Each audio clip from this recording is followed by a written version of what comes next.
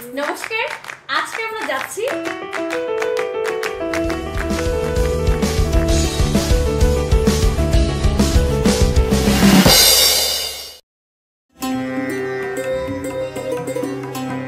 আজকে আমার ব্লগটা হচ্ছে অন্তরা সাংস্কৃতিক শিক্ষা কেন্দ্রের অনুষ্ঠানকে ঘিরে। চকরিয়ার স্বনামধন্য এই প্রতিষ্ঠানটি তাদের 25তম প্রতিষ্ঠা বার্ষিকী উপলক্ষে রজত জয়ন্তী ও বসন্ত উৎসবের আয়োজন করে, যেখানে একজন অতিথি হিসেবে আমারও উপস্থিত থাকার সুযোগ হয়েছিল।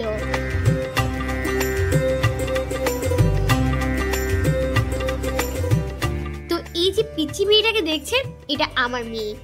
আর যিনি তবলা বাজাচ্ছেন উনি হলেন আমার মেয়ের সঙ্গীত গুরু দীপলা স্যার। বাংলাদেশ বেতারে এই সঙ্গীত প্রযোজক মূলত অন্তরা প্রতিষ্ঠানটির কর্ণধার, যার হাত ধরে অসংখ্য প্রতিভা সারা দেশে ছড়িয়ে পড়েছে।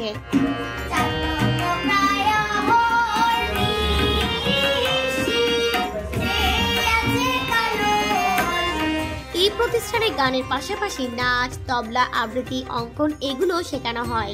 পাশাপাশি চাইলে স্পোকেন ইংলিশও শেখা যাবে।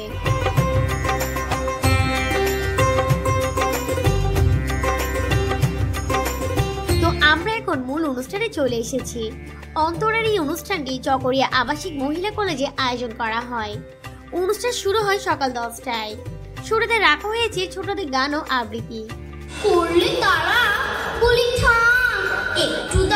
বয়সে ছোট হলেও তাদের পরিবেশনে কিন্তু কোনো কমতি দেখা যায়নি।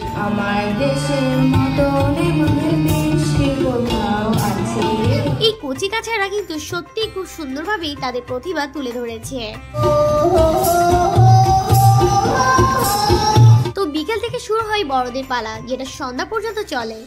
বড়রা তাদের অসাধারণ গায়কি দিয়ে সবাইকে বিমোহিত করে তুলেছে।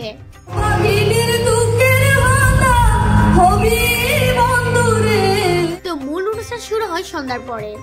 অনুষ্ঠানে প্রধান অতিথি হিসেবে উপস্থিত ছিলেন চকরিয়া উপজেলা নির্বাহী অফিসার জনাব মোহাম্মদ আতিকুর রহমান মহোদয়। ওনার পাশাপাশি আরো উপস্থিত ছিলেন কলেজ অধ্যক্ষ, আর্মি ক্যাম্প অধিনায়ক, থানার অফিসার ইনচার্জ, প্রধান শিক্ষক, সহকারী শিক্ষক, সাংবাদিক, বিশিষ্ট ব্যক্তিত্ব ও অভিভাবক সহ আরো অনেকে। ওনাদের সবাইকে উত্তরীয় এবং ক্রেস্ট দিয়ে বরণ করা হয়।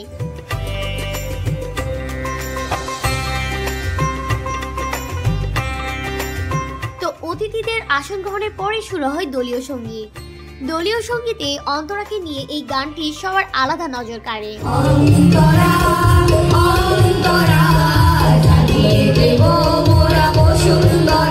তো দলীয় সঙ্গীতের পর পরেই শুরু হয় নৃত্য।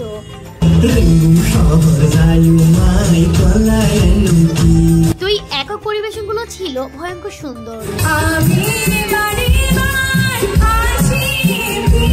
তো এরকম ভয়ঙ্কর সুন্দর আরো কিছু ব্লগ আছে, চাইলে ভিডিও শেষে দেখতে পারেন। তো অনুষ্ঠানের ফাঁকে ম্যাজিক শোর পর্বটি সবাইকে চমকে দেয়, কারণ অনেকে জানতোই না যে এখানে ম্যাজিক প্রদর্শনের ব্যবস্থা ছিল, যার কারণে যখন উপস্থাপক ম্যাজিক শোর কথা বলে তখন সবাই অবাক হয়ে যায়।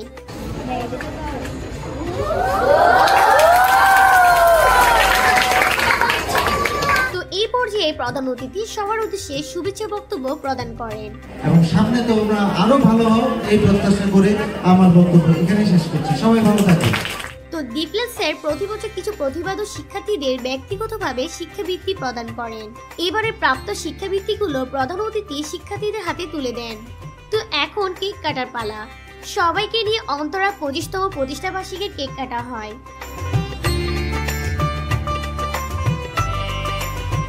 এর পরপরই স্পোকেন ইংলিশের সার্টিফিকেট বিতরণ করা হয়। তো সেই থেকেই যৌথ নৃত্য পরিবেশনটি দারুণ হয়েছে।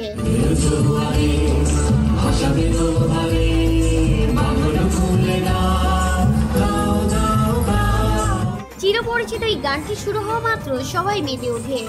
বিশেষ করে ছোট্ট এই বাচ্চাটি উড়াধুরা নাচ স্টেপগুলো ছিল জোশ।